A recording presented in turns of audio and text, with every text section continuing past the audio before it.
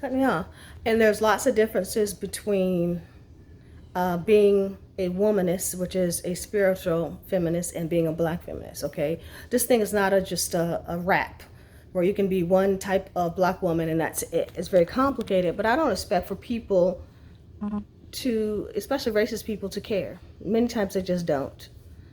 But I'm going to tell you that's a new technique that's going around, and these young girls are the most, they're most susceptible to that.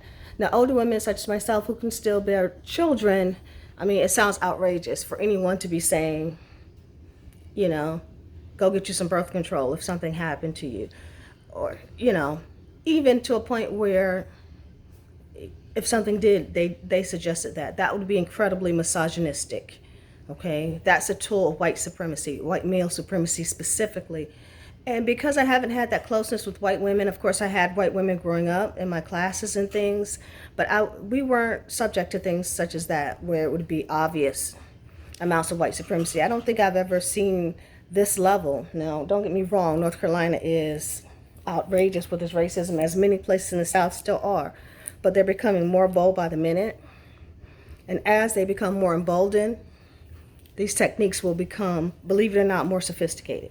You would think rednecks could think of something better, but they're getting allies from very immature, very uneducated people in all communities, including the African American community. So that's just heads up. If someone tells you use birth control and you've been assaulted, oh girl, you need to use birth control. You need to always get birth control, even if you're not having sex. Especially not the ones that deal with your hormones. You don't need to be messing up your hormones. If anything, use the ones that don't have any hormonal effect. And there's very few out there, right?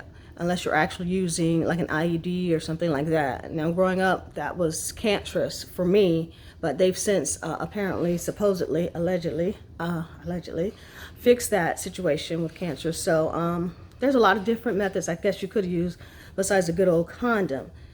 But if you're being sexually assaulted and you're not, giving your consent to either method, what difference does it make, right? And that's the point.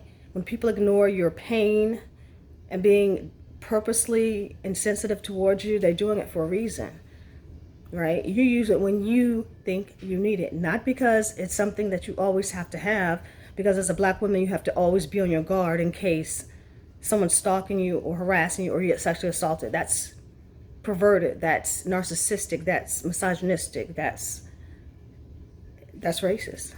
So anyway, word to the wise. I'll talk to you guys a little bit later when I hopefully look a little bit better. All right, I hope you have a great day. Bye.